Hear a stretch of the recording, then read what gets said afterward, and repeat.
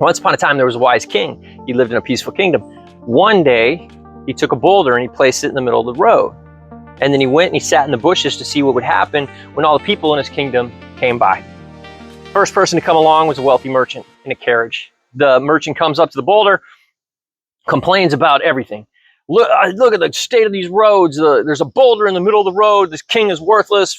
He orders his carriage driver to go around the boulder. They carry on. King observes everything. Fine. Next guy comes along, and he's a high-ranking soldier. Soldier looks at the boulder and says, yeah, this needs to be moved. I got to get some laborers out here to do this. Not my job. Carry on. The soldier goes around the boulder, carries on.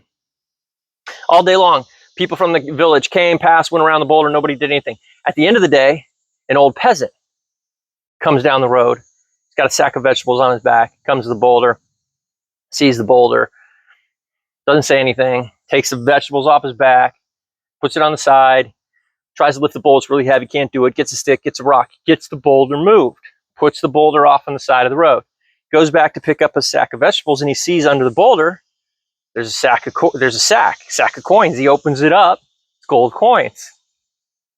King watches all this. The old peasant's happy, he takes the sack of gold coins, carries on down the road. What's the point of this story? Well, obviously, the point is who moved the boulders, gets the sack of gold. Yes, but, well, let me ask it this way. Who was the happiest after they passed the boulder and carried on down the road? The wealthy merchant, the high-ranking soldier, or the old peasant? Well, obviously the old peasant, because he got a sack of gold, right? Yes, but, all right, let's go one level deeper. Let me ask it this way. Who was the happiest after they passed that boulder and carried on down the road if there was no sack of gold under the boulder? If the old peasant didn't even get a sack of gold under the boulder, who was the happiest? The wealthy merchant, the high-ranking soldier, or the old peasant? My bet is it's still the old peasant, even though he got nothing, ostensibly got nothing from moving that boulder. Why? Because he got mission and purpose. He got fulfillment. He did something. He contributed. He used his labor, he enjoyed the moment, he carried on down the road. So my bet is it's still the old peasant. The point of this story is mission and ownership creates purpose and fulfillment. I'm going to repeat that because it's important. Mission and ownership create purpose and fulfillment. People need mission and ownership in their lives. You do, the people that work for you do, we all do. If you don't have that, go get it, go find it, go make it. You will be happier and you will be more fulfilled. And get that for the people that you manage, your officers, your employees, your family, whoever. Create mission and purpose in their lives. We're just like dogs. We want our ears scratched now and then, right? Recognize their efforts, give them mission and purpose, recognize the efforts, and they will be happier and more productive officers. One reason video games are so immersive and addictive is not only because they give you dopamine hits for accomplishing things, but they give you a sense of mission and purpose.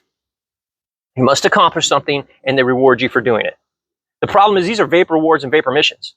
They mean nothing. It's like eating a dessert all day instead of steak.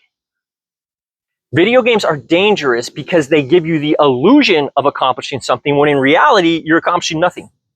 Literally, in reality, you're in the video game, you're not even in reality. In reality, you are accomplishing nothing.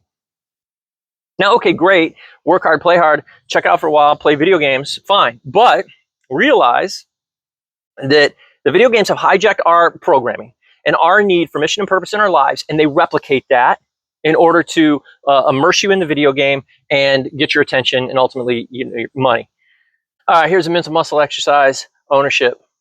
Go take ownership of something small, something that you don't normally do, something that isn't your job. Go take ownership of it for 1 week and see what happens. Now, ideally, this is something that helps out other people in some way, but it doesn't have to be. It could be taking out the trash in the office. Not my job. Well, we'll do it for 1 week, see what happens. At 3 o'clock every day, go around and compliment all your officers on something that they've done, that they've accomplished. Make coffee for your wife every morning, whatever, something like that. Take ownership of it and see what happens. I mean, what's the worst that can happen? Even if it doesn't help you out in any way and give you any kind of fulfillment and sense of mission and purpose, you'll at least have helped out somebody else. And there's not going to be a pot of gold at the end of this task, like the old peasant. But there's going to be a pot of gold at the end of this task, like the old peasant. So there you go, mental muscle exercise. Go take ownership of something. Push yourself, get out of your comfort zone. Do it, see what happens. Break your patterns. Now, good luck.